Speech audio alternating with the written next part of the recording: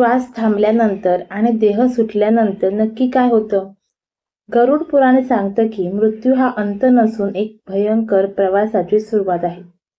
एका सामान्य आत्म्याला यमराजाच्या दरबारात पोहोचण्यासाठी तब्बल 47 दिवसांचा वेळ लागतो.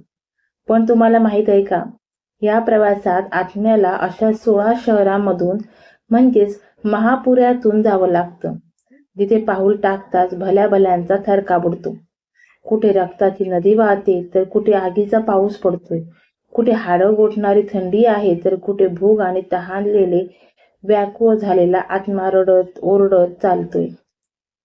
या 16 शहरांपैकी विचित्र भवन मध्ये नक्की काय आहे आणि वैतरणी नदी पार करताना कोणत्या चुकांमुळे आत्मा अनंत काळ नरकात सोडतो? आजच्या या व्हिडिओमध्ये आपण गरुड पुराणातील त्या 16 महापुऱ्यांची रहस्यमय आणि थरारक प्रवास अनुभवणार आहोत. जर तुम्हाला वाटत असेल की मृत्यू म्हणजे फक्त शांतता, तर हा व्हिडिओ शेवटपर्यंत नक्की बघा, कारण शेवटच्या शहरात जे घडतं ते ऐकून तुमचे डोळे पाणावल्याशिवाय राहणार नाही. 1. सौम्यपूर. पहिले शहर. प्रवासाची भयानक सुरुवात. मृत्यूनंतरचा हा प्रवास सोपा नसतो. पहिल्या काही दिवसांच्या पिंडदानाचा स्वीकार केल्यानंतर आत्मा यमदूतांच्या पाशात बांधला जातो आणि बरोबर 16व्या दिवशी तो पोहोचतो पहिल्या भयावह शहरात, ज्याचे नाव आहे सौम्यपूर. हे नाव ऐकल्यावर जरी सौम्य वाटत असलं तरी इथला अनुभव एखाद्या भयानक स्वप्नासारखा असतो. या शहरात पोहोचताच आत्म्याला आपल्या घराची आणि आपल्या माणसांची प्रकर्षाने आठवण येते. तो रडतो, ओरडतो, मागे फिरण्याचा प्रयत्न करतो, पण यमदूतांचे पाश त्याला पुढे ढकलत राहतात. इथे आत्म्याला प्रचंड भूक आणि तहान लागलेली असते, पण आश्चर्याची गोष्ट म्हणजे इथे त्याला तेच अन्न मिळतं जे त्याच्या नातेवाईकांनी पृथ्वीवर 16व्या दिवसाचे श्राद्ध म्हणून घातलेलं असतं. जर कोणी दानधर्म केला नसेल तर त्या आत्म्याला पुढच्या प्रवासासाठी लागणारी शक्ती मिळत नाही. या शहरात आत्म्याला एका वडाच्या झाडाखाली प्रेतवृक्ष क्षणभर विश्रांतीसाठी मिळते, पण ही शांतता पुढच्या वादळापूर्वीची असते, कारण इथून पुढे सुरू होतो तो रक्ताच्या नद्यांचा आणि धगधगत्या निखाऱ्यांचा प्रवास. आता विचार करा, जर पहिल्या शहरात ही अवस्था असेल तर पुढच्या शौरीपूरमध्ये या आत्म्याचं काय होत असेल? 2. शौरीपूर. दुसरे शहर. भयानक संघर्षाची सुरुवात. पहिल्या शहरातून बाहेर पडल्यावर आत्मा अशा ठिकाणी पोहोचतो जिथे फक्त दहशतीचं राज्य आहे. हे आहे दुसरं शहर, शौरीपूर. या शहराचा राजा आहे जंगम, ज्याचं रूप बघूनच आत्म्याचा थरकाप उडतो. इथे पोहोचल्यावर आत्म्याला अशी तहान लागते जणू गळा कोरडा पडून जीव निघून जाईल, पण पिण्यासाठी पाण्याचा एक थेंबही मिळत नाही. पण खरा ट्विस्ट इथे आहे. गरुड पुराण सांगतं की या शहरात आत्म्याला त्याच्या आयुष्यात केलेल्या अधर्माची जाणीव करून दिली जाते. यमदूत त्याला आठवण करून देतात की पृथ्वीवर असताना तू देवाचं नाव घेतलं नाहीस, दान केलं नाहीस, आता या तहानेच्या अग्नीत जळत राहा. इथे आत्म्याला वाचवण्यासाठी फक्त एकच गोष्ट कामाला येते, ती म्हणजे मृताच्या मुलाने किंवा नातेवाईकांनी पृथ्वीवर दिलेल्या त्रैपाक्षिक पिंड. जर ते मिळालं नाही तर यमदूतांचे फटके खात तहानलेले व्याकुळ होऊन या आत्म्याला पुढच्या नगेंद्र भवन नावाच्या भयंकर जंगलाकडे ओढत नेलं जातं. विश्रांती संपली आहे मित्रांनो. इथून पुढे जो प्रवास सुरू होतो तो बघून तुमच्या डोळ्यावर काटा येईल. 3. नरेंद्र भवन. तिसरे शहर. भयानक हिंस्र श्वापदांचे राज्य. शौरीपूरच्या त्या तहानेनंतर आत्मा आता एका अशा जागी पोहोचतो जिथे फक्त भीतीचा आणि हिंस्र ओरडण्याचा आवाज घुमत असतो. हे आहे तिसरं शहर, नरेंद्र भवन. हे शहर म्हणजे नुसतं गाव नाही, तर हे एक भयानक अरण्य आहे. इथे सूर्यप्रकाश कधीच पोहोचत नाही, फक्त काळोख असतो. गरुड पुराणानुसार या जंगलाच्या झाडांची पानंही तलवारीच्या धारेसारखी तीक्ष्ण असतात, जी आत्म्याच्या यातना शरीराला सतत कापत राहतात. इथे आत्मा एकटा नसतो, त्याच्या मागे लागलेले असतात यमदूत आणि चाहू बाजूंनी त्याच्यावर तुटून पडणारी रानटी पशु. पण तुम्हाला माहित आहे का, ज्यांनी आयुष्यात कधीच छाया म्हणजे वृक्षारोपण दिले नाही किंवा तहानलेल्याला पाणी दिलं नाही, त्यांना या शहरात लपायला साधी जागाही मिळत नाही. इथे आत्म्याला त्याची कर्मे आरशासारखी दिसू लागतात. तो देवाचा धावा करतो पण मदतीला कुणीच नसतं. यमदूतांच्या फटक्यांच्या आवाजात त्यांचे ओरडणं कुणालाच ऐकू देत नाही. पण थांबा, जर तुम्हाला वाटत असेल की हे सर्वात भयानक आहे, तर पुढच्या गंधर्वपूरमध्ये आत्म्याला जे दृश्य दिसतं ते बघून तुमचं हृदय धडधडल्याशिवाय राहणार नाही. 4. गंधर्वपूर. नगेंद्र भवनाच्या त्या भयानक जंगलातून बाहेर पडल्यानंतर आत्मा एका अशा जागी येतो जिथे वरवर सगळं शांत वाटतं. हे आहे 4थं शहर, गंधर्वपूर. पण ही शांतता सुखाची नाही तर पश्चातापाची आहे. गरुड पुराणानुसार या शहरात पोहोचल्यावर आत्म्याला एक विलक्षण शक्ती मिळते, ज्यामुळे तो पृथ्वीवरच्या आपल्या माणसांना बघू शकतो. तो आपल्या मुलाबाळांना रडताना पाहतो, आपल्या घराला पाहतो आणि परत जाण्यासाठी आकांत करतो. इथे यमदूत त्याला थांबवून विचारतात, ज्या घरासाठी, ज्या संपत्तीसाठी तू आयुष्यभर पाप केलंस, ती माणसं आता तुला वाचवायला येतील का? हे ऐकून आत्म्याचं हृदय पिळवटून निघतं. गंधर्वपुरात आत्म्याला सतत आपल्या अधुऱ्या इच्छांची आठवण करून दिली जाते. ज्यांनी जिवंतपणे फक्त स्वार्थाचा विचार केला त्यांना इथे मानसिक छळ सहन करावा लागतो. इथे आत्म्याला फक्त तेच सुख मिळतं जे त्याच्या नावाने चतुर्थ मासिक श्राद्ध म्हणून दान केलेलं असतं. जर ते नसेल तर यमदूत त्याला पुढच्या शैलागम नावाच्या भयानक पर्वताकडे खेचून नेतात, जिथे फक्त दगडांचा पाऊस पडतो. काय वाटतं, या मानसिक धक्क्यानंतर आत्मा त्या दगडांच्या पावसातून वाचू शकेल का? 5. शैलागम. गंधर्वपूरच्या त्या मानसिक वेदनेनंतर आत्म्याला वाटतं की आता थोडी शांतता मिळेल. पण समोर जे दिसतं ते बघून त्याचा आत्मा थरथर कापायला लागतो. हे आहे 5वं शहर, शैलागम. या शहरात पोहोचतात आकाशातून फुलांचा नाही तर धगधगत्या दगडांचा वर्षाव सुरू होतो. गरुड पुराणानुसार इथले पर्वत साधे नसून एखाद्या सुरीसारखे धारदार आहेत. यमदूत आत्म्याला त्याच टोकदार दगडांवरून चालण्यासाठी विवश करतात. पायातून रक्त वाहत असतं, शरीर छिन्न विछिन्न होत असतं, पण थांबायला परवानगी नसते. इथे आत्म्याला जाणीव करून दिली जाते की जिवंत असताना त्याने किती लोकांच्या मार्गात काटे पेरले होते. ज्यांनी कधीच कोणाच्या दुःखावर फुंकर घातली नाही त्यांना या दगडांच्या वर्षावातून वाचवायला कोणीही ढाल मिळत नाही. पण मित्रांनो, हा तर फक्त 5वा टप्पा आहे. जर या दगडांच्या पावसाने तुमचं हृदय धडधडत असेल तर पुढच्या कंशपूरमध्ये आत्म्याला ज्या अंधाऱ्या विवारातून जावं लागतं ते ऐकून तुमची झोप उडेल. काय या आत्म्याला वाचवण्यासाठी कोणाचं पुण्य मदतीला येते बघूया. 6. कंचपूर.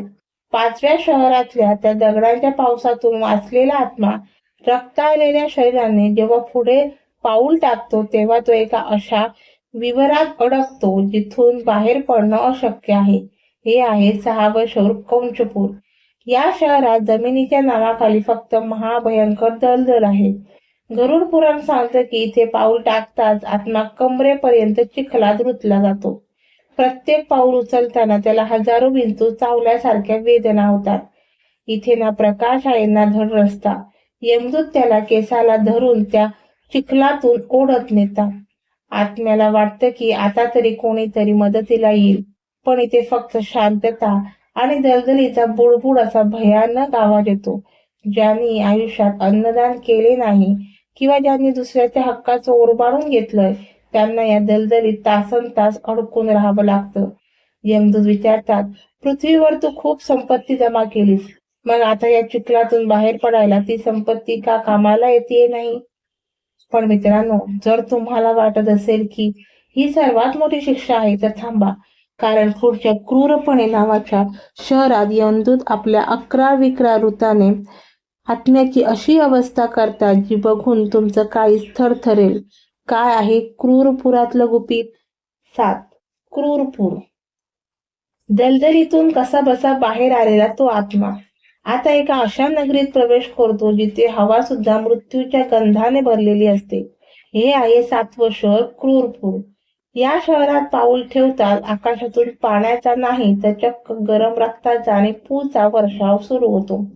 गरुड पुराण सांगतं की इथले यमदूत इतके भयानक आणि क्रूर असतात की ते आत्म्याला लोखंडाच्या तप्त साखळदारांनी बांधतात आणि जमिनीवरून फरफटत नेतात. इथे आत्म्याला अर्धा क्षणही डोळे मिटायला जागा नसते.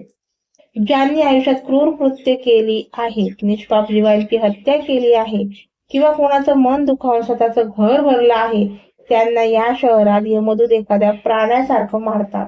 आत्मा ओरडतो, माफी मागतो, पण इथला न्याय फक्त कर्मावर चालतो. यमदूत त्याला म्हणतो, जेव्हा तू दुसऱ्यावर अन्याय करत होतास तेव्हा तुला त्याची दया आली नाही, मग आज तुला दया का मिळावी? पण मित्रांनो, जर तुम्हाला वाटत असेल की ही क्रूरतेची सीमा आहे तर थांबा, कारण पुढच्या विचित्र भवन नावाच्या शहरात आत्म्याला एका अशा विचित्र संकटाचा सामना करावा लागतो ज्याची कल्पनाही तुम्ही कधी केली नसेल. काय आहे ते विचित्र भवनाचं रहस्य जाणून घेऊया. आज विचित्र भवन. क्रूरपूरच्या त्या रक्ताच्या पावसातून वाचलेला आत्मा आता एका अशा नगरीत प्रवेश करतो जिथे पोहोचतात त्याला आपल्या आयुष्याचा प्रत्येक क्षण डोळ्यासमोर दिसू लागतो. हे आहे 8वं शहर विचित्र भवन. या शहराचं नाव विचित्र असण्याचं कारण म्हणजे इथे गेल्यावर आत्म्याला वाटतं की आता आपल्याला मुक्ती मिळेल, पण प्रत्यक्षात इथे त्याचा मानसिक न्याय सुरू होतो. या शहराचा अधिपती आहे यमराजाचा एक खास दूत, जो आत्म्याला त्याच्या आयुष्यातील प्रत्येक पाप आणि पुण्य एका मोठ्या आरशात दाखवतो. गरुड पुराण सांगतं की ज्यांनी जिवंतपणे खोट्या साक्ष्या दिल्या, फसवणूक केली आणि कोणाचा हक्क हिरावले, त्यांना या महलात प्रवेश करताना यमदूत गरम लोखंडी सळ्याने डाकतात. इथे आत्म्याला त्याची सर्वात मोठी भीती समोर उभी असते. तो ओरडतो, पण यमदूत त्याला म्हणतात, हे विचित्र वाटतंय ना, पण हेच तुझं सत्य आहे. तू जे पेरलं होतंस तेच आता तुला कापायला लागतंय. पण मित्रांनो, हा प्रवास इथे संपत नाही. जर हे विचित्र दृश्य बघून तुम्हाला धडकी भरली असेल तर पुढच्या ब्रह्मापत नावाच्या शहरात आत्म्याला अशा आपदांचा म्हणजे संकटांचा सामना करावा लागतो जिथे मृत्यूही त्याला मरण मागायला लावेल. काय आहे त्या 9 क्रमांकाच्या शहराचं रहस्य बघूया. 9. बहपापत. विचित्र भवनाचा तो मानसिक धक्का पचवून आत्मा पुढे सरसावतो, पण समोरच दृश्य बघून त्याचे प्राण कंठाशी येतात. हे आहे 9 क्रमांकाचं शहर बहवापद. बहु म्हणजे अनेक आणि आपदा म्हणजे संकट. नावाप्रमाणे या शहरात आत्म्यावर एकाच वेळी शेकडो संकट तुटून पडतात. गरुड पुराण सांगतं की इथे पोहोचतात जमीन दुभंगू लागते, आगीचे गोळे आकाशातून पडतात आणि विषारी नाग आत्म्याला डसायला धावतात. इथे आत्म्याला पळायला जागा नसते आणि थांबायला वेळ नसतो. ज्यांनी आयुष्यात कधीच परोपकार केला नाही किंवा जे दुसऱ्याच्या संकटात हसले, त्यांना या शहरात मदतीचा एक हातही मिळत नाही. यमदूत त्याला डागण्यात देत म्हणतात, जेव्हा दुसऱ्यावर संकट आलं होतं तेव्हा तू पाठ फिरवलीस, मग आज या आपदेत तुला वाचवायला कोण येईल? इथला शह इतका भयानक असतो की आत्मा पुन्हा एकदा मरायला तयार होतो, पण यातना शरीराला मृत्यू नसतो, फक्त वेदना असतात. पण मित्रांनो, जर तुम्हाला वाटत असेल की हीच संकटांची सीमा आहे तर थांबा, कारण पुढच्या दुःखदपूर नावाच्या शहरात आत्म्याला जे दुःख भोगावं लागतं ते ऐकून तुमचं काळीच पिळवटून निघेल. काय आहे त्या 10व्या शहराचं गुपित बघूया. 10. दुःखदपूर. बहवापत शहरातल्या संकटातून तावून सुलाखून निघालेला आत्मा आता अशा जागी पोहोचतो जिथल्या हवेत फक्त वेदना आणि उसाचे भरलेले असतात. हे आहे 10वे शहर दुःखदपूर. या शहरात नावच सांगतं की इथे सुखाचा एक थेंबही नाही. गरुड पुराण. या शहरात पोहोचतात आत्म्याला अशा अतिवेदना होतात की त्याला वाटतं आता पण अंत झाला तर बरं होईल. इथे यमदूत आत्म्याला त्याच्या आयुष्यात केलेल्या अशा चुकांची आठवण करून देतात ज्या त्याने सर्वांपासून लपवून ठेवल्या होत्या. ज्यांनी आपल्या आई वडिलांना दुखावलं, ज्यांनी अन्न असूनही भुकेलेल्या घराबाहेर काढलं, त्यांना या शहरात दुःखाच्या अगणित तासनतास जळावं लागतं. इथे भूक आणि तहान इतकी तीव्र असते की आत्मा स्वतःच्या शरीराचे लचके तोडण्याचा प्रयत्न करतो. यमदूत त्याला ओरडून म्हणतात, जेव्हा तू तुझ्या सुखासाठी इतरांना दुःख दिलं होतंस तेव्हा तुला त्याचं फळ मिळेल असं वाटलं नव्हतं का? पण मित्रांनो, जर तुम्हाला वाटत असेल की हे दुःख सर्वात मोठं आहे तर थांबा, कारण पुढच्या नानाक्रतपूर नावाच्या शहरात आत्म्याला जे आवाज ऐकू येतात ते ऐकून तुमची शुद्ध हरपल्याशिवाय राहणार नाही. काय घडतं त्या 11व्या शहरात जाणून घेऊया. नानाक्रंदपूर. दुःखद पुराचा त्या काळोखातून बाहेर पडल्यावर आत्मा आता अशा नगरीत येतो जिथे शांतता नावाची गोष्ट शिल्लक नाही.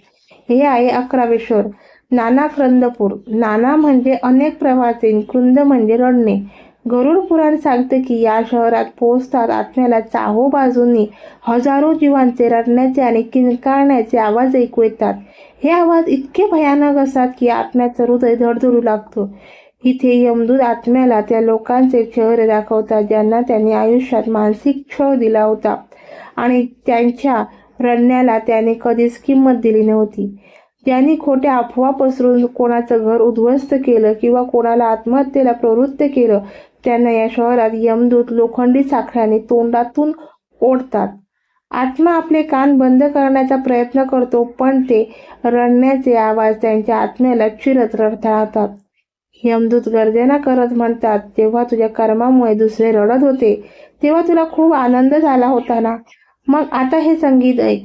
पण मित्रांनो, हा तर केवळ आवाजाचा छळ होता. पुढच्या सुतप्त भवन नावाच्या शहरात आत्म्याला ज्या अग्नीच्या ज्वाळांमधून जावं लागतं ते ऐकून तुमचे डोळे विस्फारल्याशिवाय राहणार नाहीत. काय आहे त्या 12व्या शहराचं धगधगतं सत्य? 12. सुतप्त भवन. नानाक्रंदपूरच्या त्या किंकाळ्यांमधून बाहेर आलेला आत्मा आता एका अशा जागी पोहोचतो जिथे हवा सुद्धा फुफ्फुसं जाळून टाकते. हे आहे 12वं शहर, सुतप्त भवन. सुतप्त भवन म्हणजे अत्यंत तापलेले. गरुड पुराण सांगते की या शहरातील जमीन तप्त तांब्यासारखी गरम असते. पावला पावलावर अग्नीचे कुंड असतात आणि यमदूत आत्म्याला त्या धगधगत्या कोळशावरून चालायला लावतात. इथे आत्म्याला अर्धा क्षणही सावली मिळत नाही. त्यांना आयुष्यात परस्त्री किंवा परपुरुषावर वाकडी नजर ठेवली, ज्यांनी कामवासनेपोटी अधर्म केला किंवा दुसऱ्याचं घर जाळलं त्यांना या शहरात यमदूत प्रत्यक्ष आगीच्या ज्वाळांमध्ये झोकून देतात. आत्मा पाण्यासाठी ओरडतो पण इथे फक्त वितळलेले लोखंड पाजले जाते. यमदूत गर्जना करता म्हणतात, जेव्हा तू वासनेच्या आणि क्रोधाच्या अग्नीत जळत होतास तेव्हा तुला ही धग जाणवली नाही का? मग आता हे सहन कर. पण मित्रांनो, जर तुम्हाला वाटत असेल की ही उष्णतेची सीमा आहे तर थांबा, कारण पुढच्या रौद्रपूर नावाच्या शहरात यमदूत आपल्या सर्वात भयानक रूपाने आत्म्याची अशी अवस्था करतात जी बघून तुमचं रक्त गोठल्याशिवाय राहणार नाही. काय आहे त्या 13व्या शहराचं रौद्ररूप? 13. रौद्रपूर. सुतप्त भवनाच्या त्या धगधगत्या ज्वाळांमधून वाचलेला आत्मा भाजलेल्या शरीराने पुन्हा पुढे सरकतो तेव्हा समोर उभं असतं यमलोकातील सर्वात भीतीदायक शहर. हे आहे 13वे शहर, रौद्रपूर. ज्याला आपण रौद्र म्हणतो त्याचा प्रत्यक्ष अनुभव इथे येतो. गरुड पुराण सांगतं की या शहरात यमदूत आपल्या सर्वात भयानक आणि अकरा-विकरा रूपात आत्म्यासमोर येतात. त्यांचे डोळे आगीसारखे लाल असतात आणि त्यांच्या गर्जनेने आकाश फाटल्यासारखं वाटतं. इथे आपल्या आत्म्याला यमदूत पाशाने बांधतात आणि एखाद्या चेंडूसारखे हवेत उडवून खाली फेकतात. ज्यांनी आयुष्यात देवांची निंदा केली, ज्यांनी गुरूंचा अपमान केला किंवा ज्यांनी कोणाचं आयुष्य उद्ध्वस्त करून अट्टहास केला त्यांना या शहरात यमदूत टोचणाऱ्या शस्त्रांनी छिन्नविछिन्न करतात. आत्मा गयावया करतो पण यमदूत त्याच्या ओरडण्याकडे दुर्लक्ष करून म्हणतात, जेव्हा तू स्वतःच्या शक्तीच्या गर्वात कोणालाच मानत नव्हतास तेव्हा तुला या रौद्र रूपाची भीती वाटली नाही का? पण मित्रांनो, हा प्रवास इथेच थांबत नाही. जर या रौद्र रूपाने तुमची धडधड वाढली असेल तर पुढच्या पयवर्षण नावाच्या शहरात आत्म्याला एका अशा पावसात भिजवलं जातं ज्याची कल्पनाही तुम्ही केली नसेल. कारण काय आहे त्या 14व्या शहराचे रहस्य बघूया. 14. पयवर्षण. रौद्रपूरच्या त्या भयंकर छळानंतर आत्मा थापा टाकत पुढे चालतो. तेव्हा त्याला वाटतं की आता पाऊस पडून अंगाची आग शांत होईल, पण समोर जे कोसळतं ते बघून त्याला उलटी झाल्याशिवाय राहत नाही. हे होतं 14वं शहर, पयवर्षण. पय म्हणजे द्रव आणि पण इथे पाण्याचा पाऊस पडत नाही. गरुड पुराण सांगतं की या शहरात आकाशातून रक्त, पू आणि गरम चरबीचा पाऊस पडतो. हा पाऊस आत्म्याच्या जखमांवर पडतात त्याला हजारो विंचू डसल्यासारख्या वेदना होतात. इथे चिखल सुद्धा रक्ताचं असतं. ज्यांनी आयुष्यात अस्वच्छ विचार ठेवले, ज्यांनी अन्नाचा अपमान केला किंवा त्यांनी परधनाचा लोभ धरला, त्यांना या घाणीत तासनतास पडून राहावं लागतं. यमदूत त्यांना त्या घाणीत तुडवत म्हणतात, जेव्हा तू दुसऱ्याचं आयुष्य घाण करत होतास तेव्हा तुला खूप मज्जा येत होती ना, मग आता या पावसात भिज. आत्मा स्वच्छ पाण्यासाठी आसुसलेला असतो, पण त्याला फक्त हीच घाण मिळते. पण मित्रांनो, जर या रक्ताच्या पावसाने तुम्हाला शिसारी आली असेल तर थांबा, कारण पुढच्या शिताढ्य नावाच्या शहरात आत्म्याला अशा थंडीत गोठवलं जातं जिथे त्याचा श्वास घेणंही कठीण होतं. काय आहे त्या 15व्या शहराचं गोठणारं सत्य बघूया. 15. शिताढ्य. वर्षाच्या त्या रक्ताच्या पावसातून ओलाचिंब झालेला आत्मा जेव्हा पुढे पाऊल टाकतो तेव्हा त्याला वाटतं की आता उन्हाची उमेल, पण समोर जे शहर उभं आहे तिथे ऊन नाही तर फक्त मृत्यूची थंडी आहे. हे आहे 15वे शहर शिताढ्य. शीत म्हणजे थंडी. गरुड पुराण सांगतं की या शहरातील तापमान इतकं कमी असतं की आत्म्याच्या यातना शरीर गोठून त्याचे तुकडे पडू लागतात. इथे सूर्यप्रकाश कधीच पोहोचत नाही, फक्त गार वारे आणि बर्फाची धारदार वादळं वसतात. इथे आत्म्याचा ऊब मिळण्यासाठी साधं कपडंही नसतं. ज्यांनी आयुष्यात गरिबाची वस्त्र हिरावलीत, ज्यांनी थंडीत कुडकुडायला मदत केली नाही किंवा जे संपत्तीच्या उभेत राहून गरिबांच्या दुःखाला हसले, त्यांना या बर्फाच्या डोंगरावर नग्न अवस्थेत चालवलं लागतं. यमदूत त्याला ओरडून म्हणतात, जेव्हा तू तुझ्या स्वार्थासाठी इतरांना थंडीत उघडं पाडलंस तेव्हा तुला दया आली नाही का? मग आता या थंडीत गोठ. पण मित्रांनो, हा प्रवास इथेच थांबत नाही. जर या थंडीने तुमचं रक्त गोठलं असेल तर थांबा, कारण पुढच्या बहुभीती नावाच्या शहरात आत्म्याला जे दृश्य दिसतं ते बघून त्याचा उरलेला शिरही सुटून जातो. काय आहे त्या शेवटच्या शहराचे महाभयंकर सत्य बघूया. 16. बहुभीती. 16वे शहर. महाभयंकर भीतीचा शेवटचा टप्पा. 15 शहरातील ते नरकातण्यात चटके सोसल्यानंतर रक्ताळलेल्या पायांनी आणि गोठलेल्या शरीराने आत्मा एका अशा महाद्वारासमोर पोहोचतो ज्याला बघताच उरला सोडला धीरही सुटून जातो. हे आहे 16वं आणि शेवटचं शहर बहुभीती. नावाप्रमाणे तिथे फक्त भीती आहे. गरुड पुराण सांगतं की या शहरात पोहोचल्यावर आत्म्याला जाणीव होते की आता त्याचा प्रवास संपला आहे आणि त्याच्या कर्माचा आणि अंतिम निकाल लागणार आहे. इथे पोहोचलेला आत्मा आता मनुष्य राहत नाही, तो फक्त आपल्या कर्माचा एक पुतळा असतो. इथल्या हवेत यमदूतांच्या गर्जना आणि पीडित आत्म्यांचे शेवटचे हुंदके ऐकू येतात. ज्यांनी आयुष्यात मोठ्या चुका केल्यात आणि कधीच पश्चाताप केला नाही, त्यांना या महाद्वारातून जाताना यमदूत अशा वेदना देतात की आत्मा पुन्हा एकदा जन्माला येण्याची भीक मागतो. पण यमदूत फक्त एकच गोष्ट म्हणतात, वेळ निघून गेली आहे. तू पेरलं होतं त्याचं फळ आता प्रत्यक्ष धर्मराज तुला देतील. पण मित्रांनो, हा प्रवास इथे संपला असं समजू नका, कारण या 16 शहरांनंतर आत्मा प्रवेश करतो यमपुरीत, संयमनीपुरी, जिथे प्रत्यक्ष यमराज आपल्या रेड्यावर स्वार होऊन न्याय करायला बसलेले असतात. तुम्हाला माहीत आहे का, यमराजाच्या दरबारात तुमच्या आयुष्यातील कोणत्या एका कृत्यामुळे तुम्हाला स्वर्ग मिळतो किंवा अनंत काळ नरकात सरावं लागतं. जर तुम्हाला यमराजाच्या दरबारातील त्या अंतिम न्यायाचा थरार बघायचा असेल तर कमेंट्समध्ये न्याय असं नक्की लिहा आणि हा व्हिडिओ आवडला असेल तर लाईक करायला विसरू नका. अशा कधीही न ऐकलेल्या रहस्यमय कथांचा उलगडा करणारे व्हिडिओ पाहण्यासाठी चॅनलला सबस्क्राईब नक्की करा, कारण मृत्यूचं सत्य हे जीवनाचं सर्वात मोठं ज्ञान आहे.